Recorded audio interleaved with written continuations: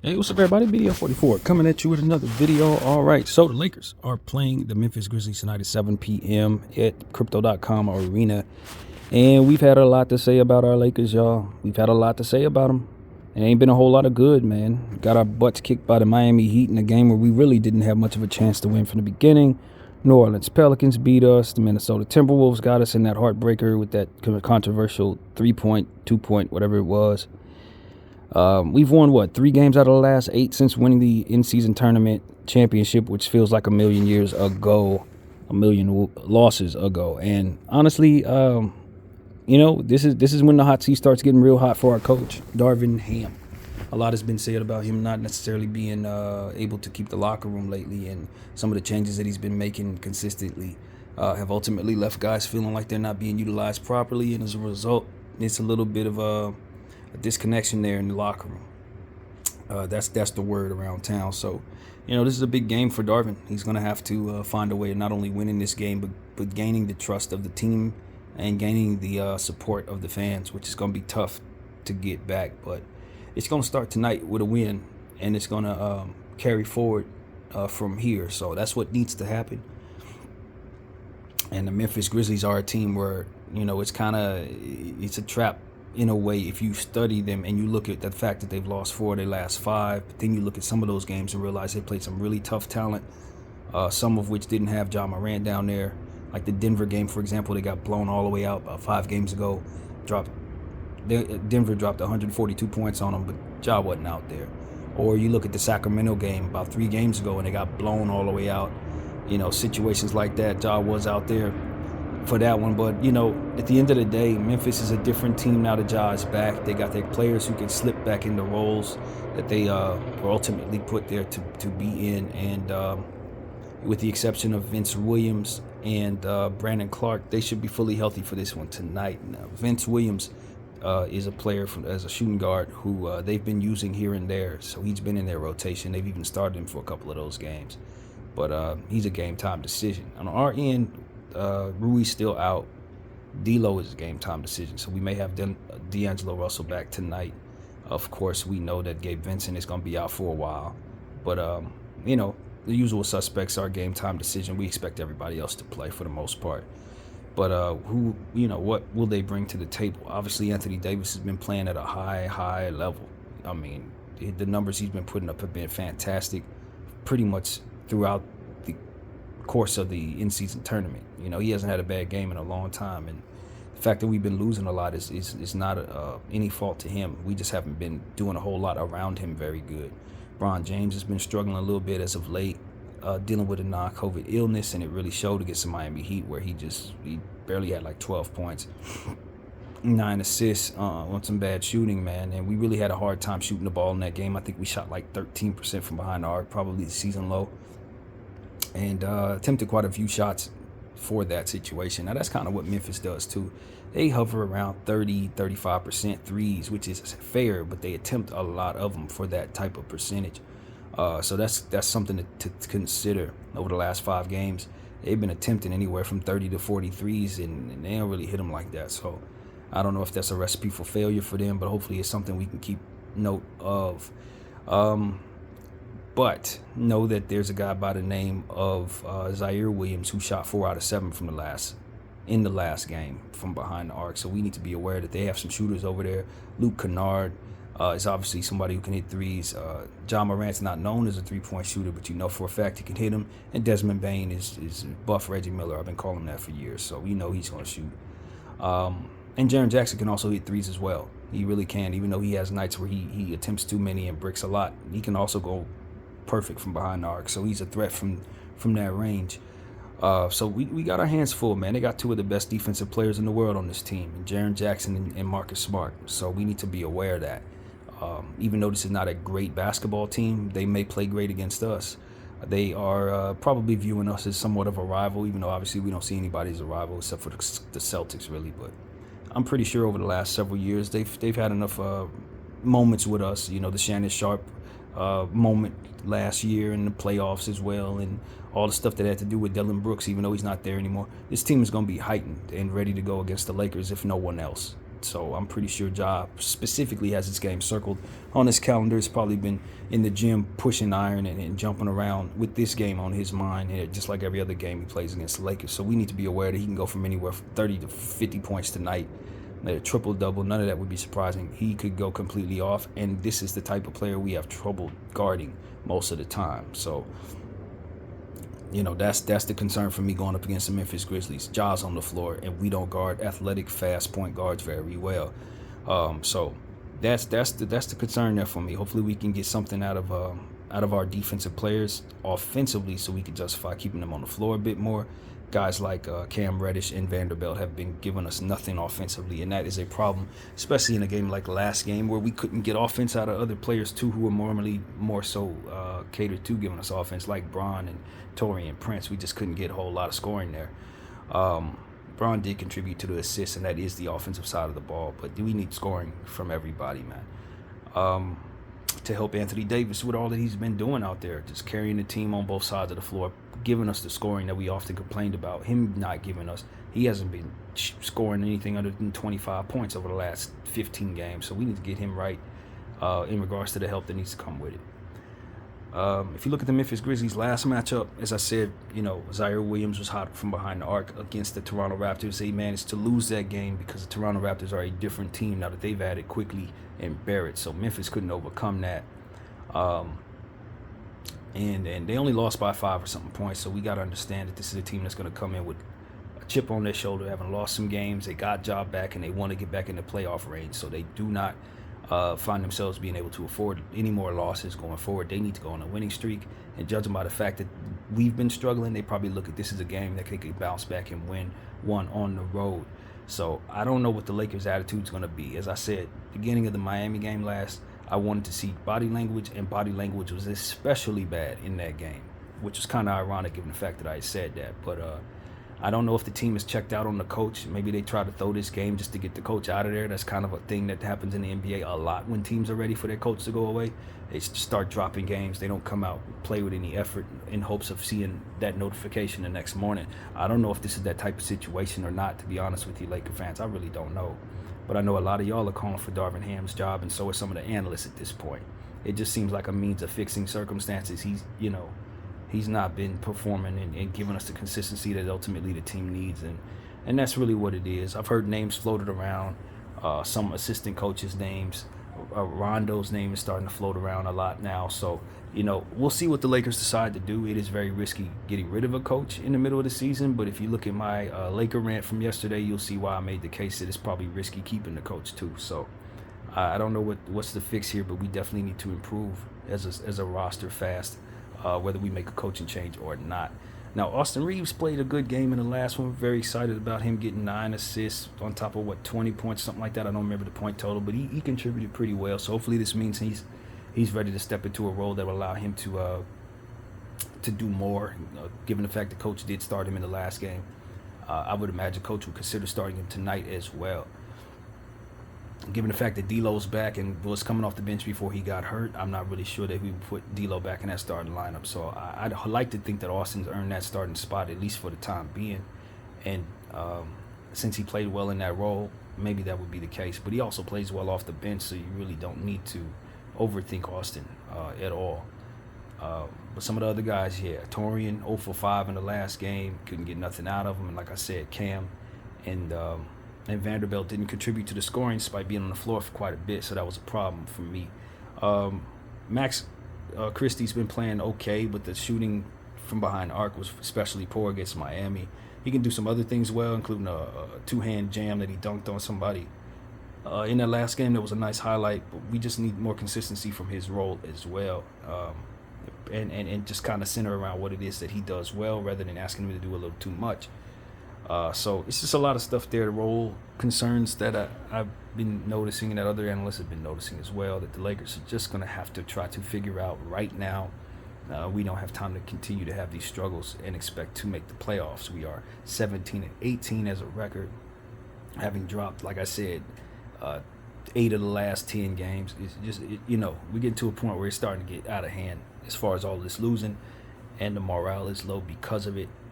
Braun didn't even talk to the media in the last game. The coach and the players who did speak are saying different things in regards to the excuses made or not willing to make excuses. It's just a lot of stuff being said about the Lakers that ultimately it's just this is the last stand, man, for Darvin Ham and some of these guys, man.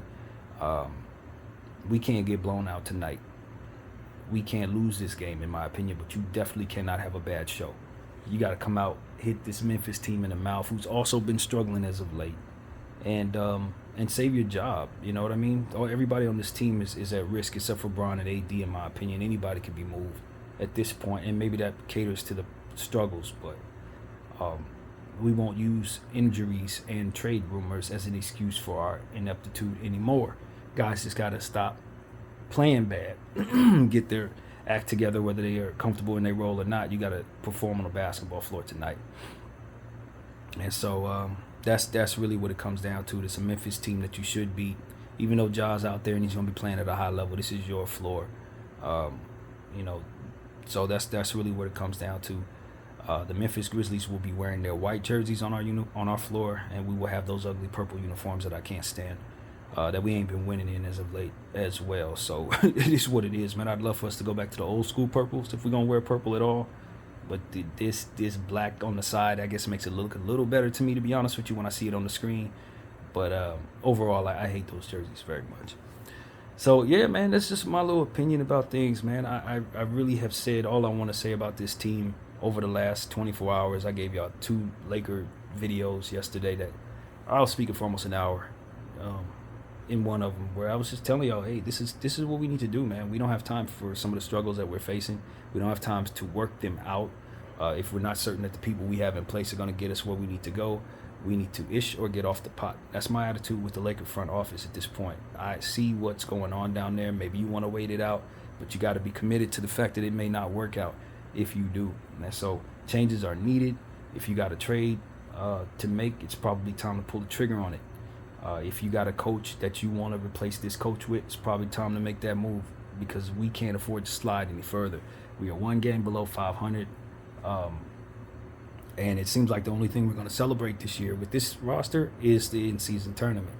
And so my worst fear for this team has come to pass, that we would win the in-season tournament and then take our foot off the gas completely, and then from there lose focus and lose confidence and then lose the locker room. This is exactly what I was worried about. It was a front-running mentality that this team had, where they win every tournament game, but didn't really want to show up for any other games outside of that. And given the fact that the tournament and the regular season was intertwined, regular games and tournament games, you could see the difference, the glaring difference. And so it gave me a real cause for concern that if we won the thing, we would just consider that a championship as a unit and then take our foot off the gas completely. Our preparation was different. Homework and the various ways they would approach these games, you could see, was entirely different. It was as if they only focused on tournament and that was it. So that's the attitude that I've seen. Now the 10 games have passed since the tournament championship.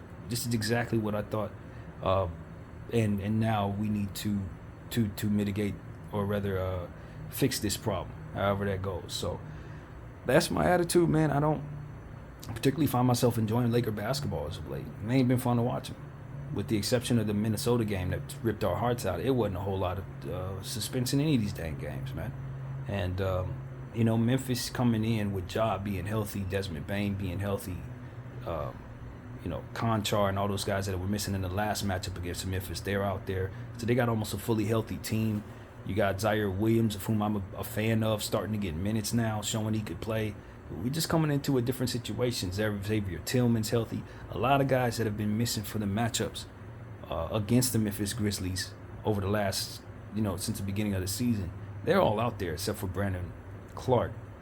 So I just think we're going to see a very good Memphis team tonight, even though they've been struggling. That's all the more reason why they come in against a struggling Laker team and play great ball, especially given the history that they've had in this building.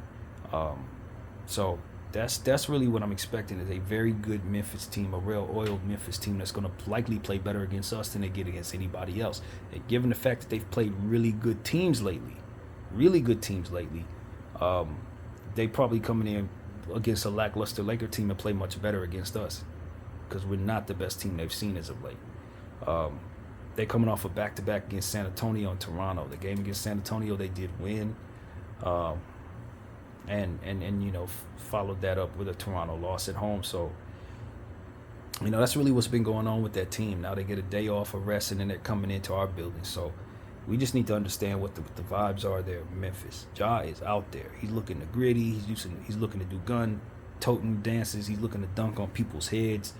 It's going to be, a Ja Morant night. And given the fact that Miami had chants going on in their building, and in our building rather, and we couldn't even beat them without Jimmy Butler, I can only imagine how bad we're going to look against Ja Morant and company, man. JJ, Desmond Bain, Marcus Smart. They got some real guys over there, man.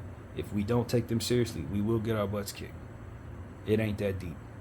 And I mean, Santi Saldama, that's another player that plays well against us. Luke Kennard, who has history in this building, probably somebody we should be targeting in trade. This is the type of thing, man. I just want to see the Lakers make moves. I had a dream last night that I think is not really relevant, but could be relevant. I dreamed that we were trading D'Angelo Russell back to the Minnesota Timberwolves for a handful of what they had. I think it was, what's his name? God, I can't think of it. Shake Milton is who ultimately it was. Just a handful of what they have on their bench. I don't know that that's the greatest trade for D'Angelo Russell, but what I do think is we need to get an entirely new fleet of role players, going for players that may be superstars but also have a lot of bad baggage and stuff like that. It may not be the way to go. You may want to trade D'Lo to Minnesota for a handful of what their bench is doing, for more cohesiveness like we did last year, bringing back players who would play with one another. It was Shake Milton, it was Slow Mo, and several other guys too. I think we were able to squeeze Miller, the draft pick that they just got. I think we were able to get those three and maybe one more piece, and we gave him D'Lo back his expiring contract. I'm not sure they would be interested in that. Like I said, it was a dream, but we brought back like 4 pieces. That is kind of something that I think makes a lot of sense. Not to say that that's going to be the trade, but just sending D'Lo somewhere instead of trying to make a salary match for a superstar. Just get us a bunch of role players that can make this team a hell of a lot better. By bringing in what they bring in. Shake Milton would be great for us. Slow-mo would be great for us. I really think that's a good idea, which is why I think it's relevant. Just to throw an idea out there. Maybe Minnesota would be willing to take D'Lo back. Or something, you know what I mean? If we can't get the superstars, Zach LaVine, Kyrie Irving, DeJounte Murray, do not be adverse to sending D'Lo's expiring contract somewhere for a bunch of role players that could just give us an identity that right now we don't have, man. And like I said, those players specifically, they wouldn't suck, man. Slow-mo and Shake Milton, I would love to have those guys on this roster right now. Just to throw that out there. So that was in my dream last night. But whatever the case may be, man, the Lakers need to get better, man. I know Rui will not be out there tonight. I respect that. He's still trying to recover from whatever it is that he's dealing with. It's been a bunch of fleet of injuries with him. So I wouldn't mind sending him somewhere for a handful of guys too. But we do need to get this team better right now, man. We do. And I would not be upset if the Lakers made some big moves before the game even starts, because that's the urgency of this franchise right now. So that's pretty much it, man. Lakers versus Memphis Grizzlies. I don't ever know what to expect from this team. Sometimes when I expect them to play poorly, they come out and blow a team out. But I'll tell you this, if Darvin Ham wants to save his job, I think the one thing that needs to happen is we need a rally move. If you saw what Jokic did last night to the Golden State Warriors, hitting a 50-foot bank shot 3 at the buzzer, that ultimately kept us from falling to 11th place, by the way. Thank you, Nicola. But that's the type of rally type moment that the Lakers probably need to try to get their team back in gear. I think something like that needs to happen, followed by like a 4-game winning streak. Then we can start settling down on the need for firing the coach. But anything short of that, I just think the team is despondent at this point. Their body language shows that they probably want him out of there. And I don't think anything short of something special will ultimately keep his job, man. He's going to have to go on a winning streak, and it has to start tonight. And if they can get a buzzer shot win or a 50-point blowout, I think that's the kind of thing that would really help. So that's what I got to say, man. Can't lose this game, Darvin. Can't lose this one, brother. Because it's getting to a point where people think it's responsible to move you on from this situation. And disagreeing is something I wouldn't be responsible for doing, not with what I'm seeing.